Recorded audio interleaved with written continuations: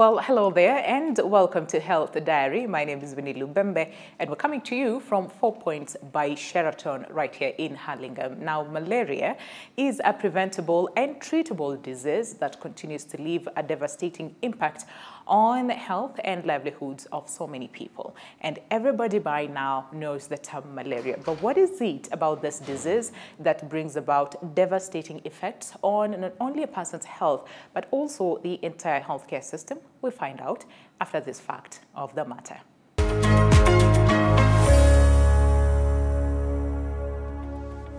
Malaria is a mosquito-borne disease caused by a parasite.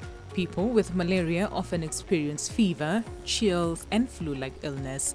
In Kenya, there are an estimated 3.5 million new clinical cases and 10,700 deaths each year, and those living in Western Kenya have an especially high risk of malaria. However, the national burden of malaria has reduced by 50% in the last decade, from 11% in 2010 to 6% in 2020. If left untreated, infected persons may develop severe complications and die. Yule mtoto wangu alishikwa na malaria, ni msichana wangu mdogo. Alishikwa na malaria like 1 year ago. Sahi ako na miaka 10. Alianza kulalamika kuhusu mwili kwa joto na akaanza kulalamika nasikia kichwa inamuuma. Then akawa sasa mnyonge sana na amepoteza hata hamu ya kukula. Nilipompeleka hospitalini, madaktari walimpokea na wakampeleka kwa kipimo. Sawa, wakampima damu, ndio wakanipatia ile ripoti. Akaniambia mtoto ako na malaria. Waliniuliza historia yake na ni kweli tulikuwa ilipata kama tumetoka reserve. Tulikuwa tumeenda Christmas na za tuliporudi January ndio hiyo jambo ikafanya nini ikatokea, na kulingana na response yao ni kama ilikuwa na ilichangia katika ugonjwa wake. So walimpatia madawa kuja kumeza na wakapatia net moja tukakuja nayo. Alipewa dose ya wiki moja na nilihakikisha kwamba amemaliza. Waliniambia ikizidi tunaweza rudi tumuone daktari. Lakini wakati hizo dose ziliisha niliona kama kuna mabadiliko, kwa hivyo hatukurudi. Walisema ya kwamba asikose kulala bila neti. Halale ndani ya neti na waache shughuli za kucheza mahali ambapo maybe kunaweza kuwa na vitu kama maji ama mahali inaweza leta shida. Wakati tulimpeleka hospitalini, tulitumia tu kama ile hospitali iko karibu na sisi hapa ni health center ya Kanjo ambao hawakutucharge. Yes, tulinunua tu kitabu, wakamregister, wakamtibu. Mimi naweza sema tu pesa tulitumia ni ile tu ya kulipa kitabu. Mawaidha ambayo naweza patia mzazi ambaye ako na mtoto ni kuhakikisha kwamba amelinda afya ya mtoto dhidi ya mambo madogo madogo. Kuna vitu mengi watu wanachukua kama mzaha, lakini zinaweza athiri maisha ya mtoto. Mtoto asilale bila neti, kwa sababu umbu ziko na madhara katika maisha.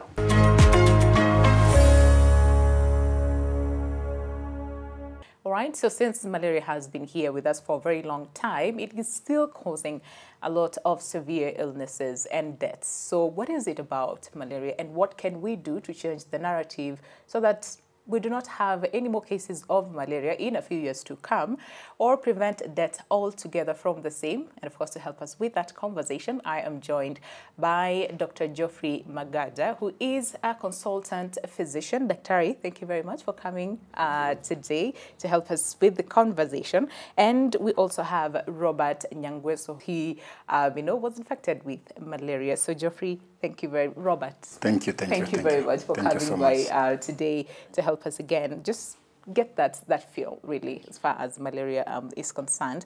And Dr. let me begin with you. So what exactly is it? Like, can we just understand what exactly is this about malaria?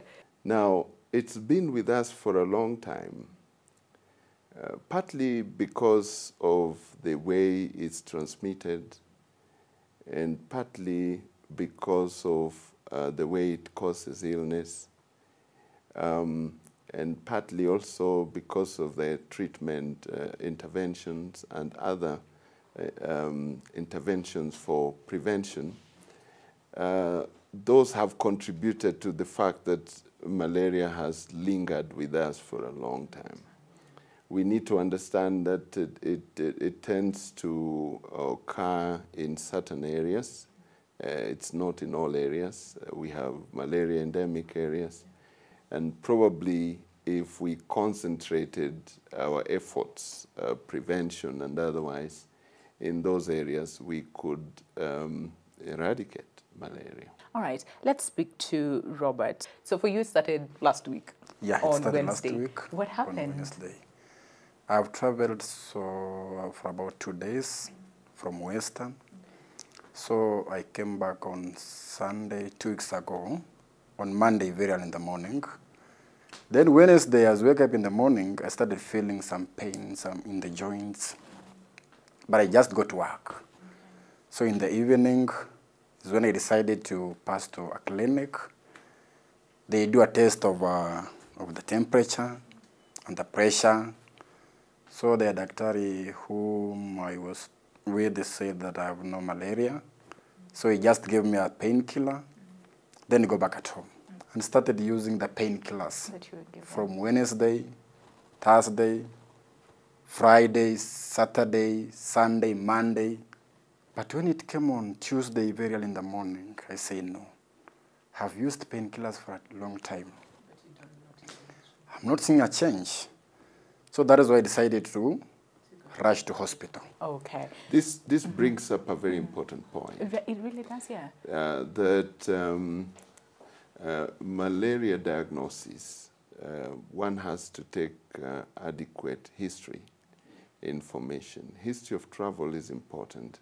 The other point that this brings out clearly is that prompt and early adequate treatment of malaria is one important aspect in preventing complications of malaria. So then, Dr. what is the incubation The incubation period varies between 7 days to 30 days. Okay. So do we have then an instance where, again, it's very easy for people to just say, you know, this is not malaria, this is something else, because the symptoms mimic other conditions. So what are some of the early onset of the symptoms when it comes to malaria? The common symptoms in uncomplicated malaria would be headache, loss of appetite, fever, vomiting, diarrhea. Now when it develops to complicated malaria, or what we call severe malaria, then at that point various organs are involved. So you may get a bit of confusion, you may get convulsions, you may get you know, problems breathing, you may get a change in the color of urine. Okay. Yeah. But after how long then does one get to that point of severe malaria? Does it start with uncomplicated? Maybe we ignore that. Yes, actually it starts with uncomplicated malaria. So when we ignore the symptoms, slowly the disease then progresses. Because the parasites keep multiplying in the body, and they clog the various blood vessels for them now to cause various organ dysfunctions. Okay. So Robert, you decided a partner. Yeah, I decided no. Let me just go and get proper diagnosis. I called an Uber and decided to go to hospital. All right. So what happened in terms of, like, did you get the test immediately, or did you examine you just to understand? Obvious, in our country, automatically utafuata the procedure. Oh, true. You start with the consultation, you will go to laboratory, then from laboratory is when you can start getting some medicine. So it takes time, lakini I thank God because immediately as I started being nursed, nikaanza kusikia different. And also we talked about an aspect of endemic areas, which again we know in the country, you know, the western areas western parts around of Lake Victoria, Lake Victoria, western and the region, coast as well. the coast, yeah. yes. So, but aside from that, do we have like maybe categories of people who are more at risk of getting, especially the severe form of malaria? Yes, we have children below the age of 5 years that are at risk.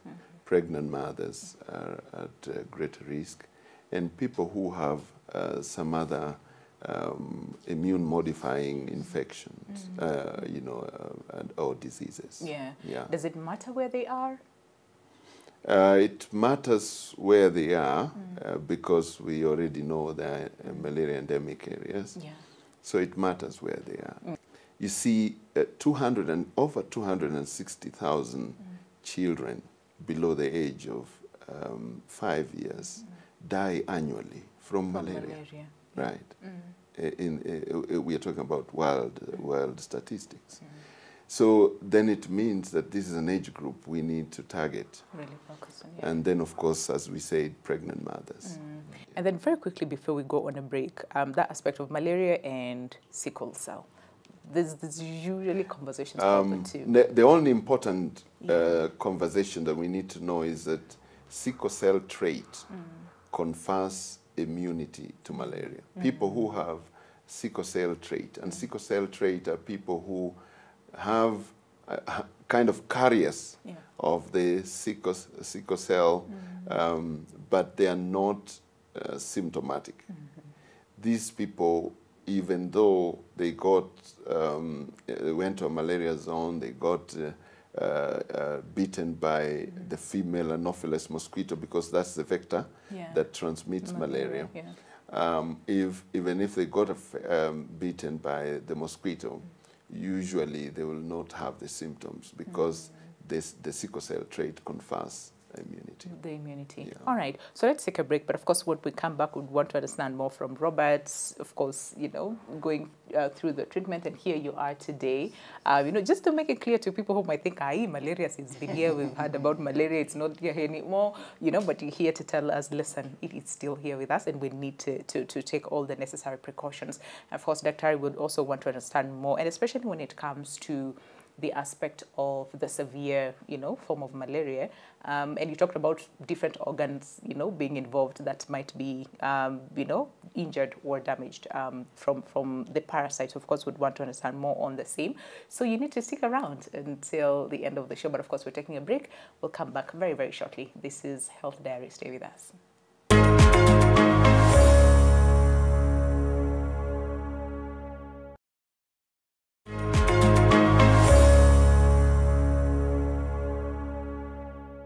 All right, welcome back. Glad you're still with us. But just in case you're tuning in right now, today, right here on Health Diary, it's all about malaria because, of course, we all know the world celebrated World Malaria Day. That is on 25th. And, of course, this year, the theme being harnessing innovation to reduce the malaria disease burden and save lives. And to help us is Dr. Geoffrey Magada, who is a consultant physician, as well as Robert Nyangweso. So, Dr. very, very quickly, we talked about an aspect of severe malaria, because most of the time we don't get to hear these discussions, especially how bad it can get if it's not either treated promptly or not treated at all. So what organs are involved, and what could the parasite do to the body and to the organs as well? The malaria parasites, usually they invade the red blood cells. And the parasitized cells then can go on to occlude, to block the blood vessels. And this is what then affects various organs. So if there's very many parasitized cells, it means then this would happen in all the organs.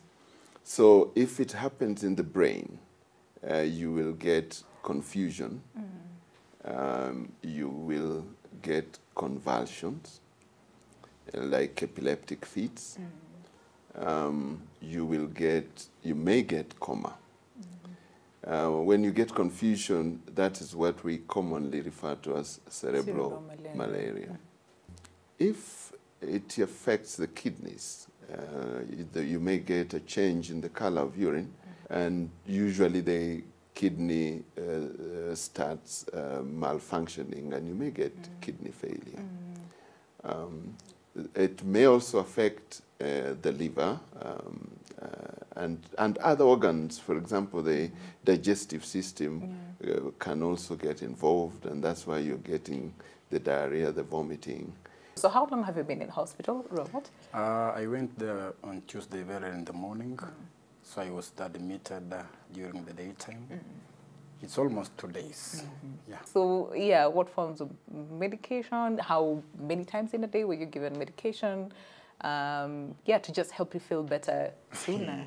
About the time, Yeah, just during that short time I went there in the evening hours, yeah. I had a lot of syringes in my body. Yeah. Yeah, because according to the situation which I was going through. So Okay. Actually, when he came in, we decided we'll start with injectable medication. Okay. And so he got, there is an injectable drug that we give for a period of 24 hours. All right. So he got that, and then after that we switched to the tablets. So when it comes to either diagnosis, is it different for children, for adults, or it's just No, it's the the same. same? Yeah. Because the diagnosis, of course, for the children now, the history is coming from the caregivers. caregiver, yeah. For adults, unless they have complicated malaria where they are confused, they can't give history. The history is coming from them. But history taking is important. Yeah. And then, excuse me, and then also the blood tests. But we also need to know that malaria occurs in cycles. All right. So there are times you are able to pick the parasites from the bloodstream, and there are times they hide in the liver. Okay. And if you take a blood slide, when the parasites are hiding in the liver, it will be negative. That's why we say one blood slide test negative is not adequate to rule out malaria. Malaria. Okay. You have to repeat up to 3 tests within 12 to 24 hours for you to be able to say, okay, fine, maybe something else, maybe not malaria. And speaking of prevention, again, Robert, we're happy that you're doing better right now as compared to how you were when you went to the hospital. But even aside from that, because you talked about an aspect of you travel every so often, you know, to Western. So are you taking any necessary precaution? the big problem with Kenyans hatujali, including me myself. Naweza pata niko na net kwa nyumba, but I don't use it. Because maybe spend to kuitumia. True. But it's there. All right. Then another thing, napata we advised to go for some testing after a certain time. But we don't. Kwa hivyo the big problem with Kenya is kwamba tujaribu sana kujali our health. Itatusaidia. Itasaidia kupunguza malaria. Na when we feel any pain, let us not just take it as usual. Yeah. It's better we go to hospital for a checkup. But not so many people will actually follow this. So then what needs to, what needs So to be prevention, done? Yeah. okay, prompt diagnosis and treatment is one method of preventing, because then you prevent severe symptoms. Yeah. But let's look at prevention in terms of those interventions that avoid the mosquito bite. So sleeping under a net, using an insect repellent, mosquito repellent, using protective clothing. Vector control, we have to drain pools of water, we have to clear the bushes, we have to spray the insecticides.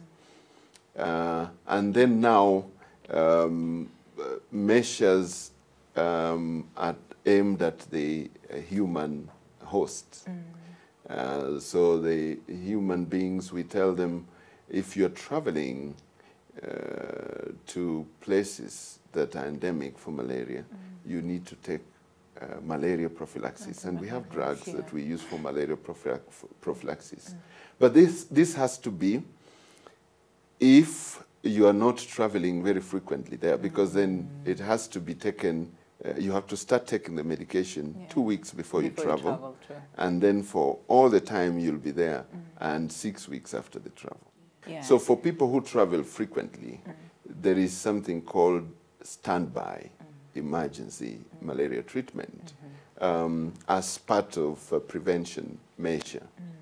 And now lately we are trying to focus on high-risk groups, and the WHO has recommended the vaccine, the RTS as vaccine, targeting especially for now the children under the age of 5 because they are more at risk. And so far in the pilots, because the pilots have been done in Ghana, in Kenya, and in Malawi, so far the pilots have shown that there is a reduction, 30% reduction in severe malaria in those who have used the vaccine. What would you want done, you know, just to make sure that people access treatment, even the ones who cannot afford to go to a hospital and get treatment for malaria? Most of the people, first of all, wanaogopa going to the hospitals that will give them the better treatment.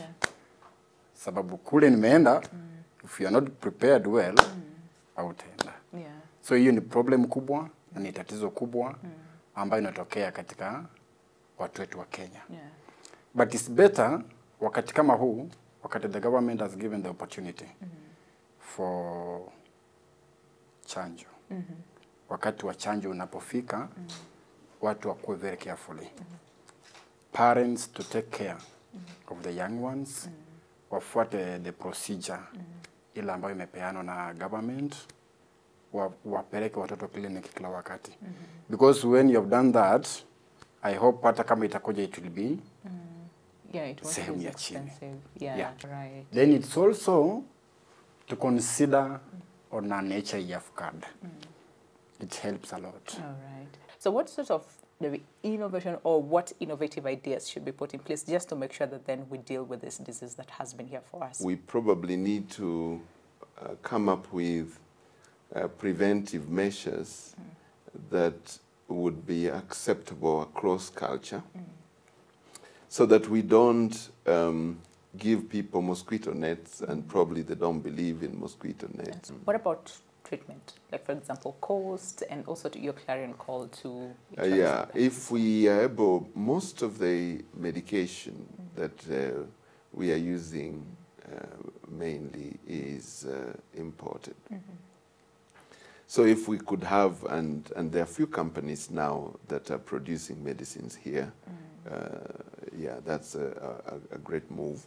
But maybe we need many more so that we reduce the cost of production and therefore reduce the cost of the medication so that people are able to access. And of course, you know, that's a very important call, I would say, to the government, even as we, you know, celebrate World Malaria Day, just to understand what we can do, especially when it comes to harnessing innovation. So, of course, Dr. Geoffrey Magada, consultant physician, as well as Robert Nyangweso, thank you very much to both of you for coming by today. Just talk about malaria. You know, it's important. It's important that we talk about this just to make sure that we all understand what it's all about and what we need to do individually to make sure that we reduce infections and deaths from malaria. And on that note, take a look at this health tip. Boxing for fitness inasaidia mtu, unajua kuna wasee kama watu wengine anakuwa anaumia kifua, anapumua vibaya, lakini kila akipunch hii kifua inafunguka, anafeel yako better. Hii inaitwa punching bag for boxing. Punching bag inakuwa technique. Huwezi piga punch hivi piga hivyo, hapana. Lazima ukue na mahesabu. Unapiga hii punch inapigwa aje. Na punching bag inaongeza power kwa mkono kupiga hiyo punch. Lazima na usimame position ya boxing. Huwezi simama hivi upige utaanguka. Lazima usimame on guard. Come on. Nice. Jab.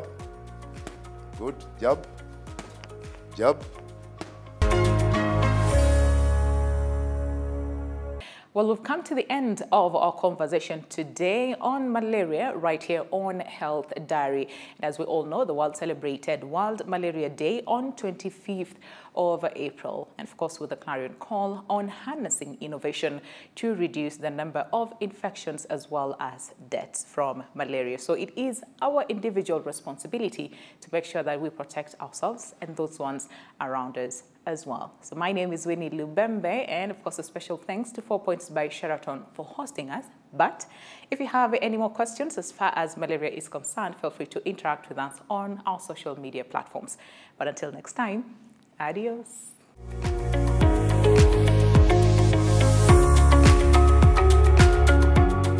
Well, hello there and welcome to Health Diary. My name is Winnie Lubembe and we're coming to you from 4 Points by Sheraton right here in Hurlingham. Now, malaria is a preventable and treatable disease. Malaria.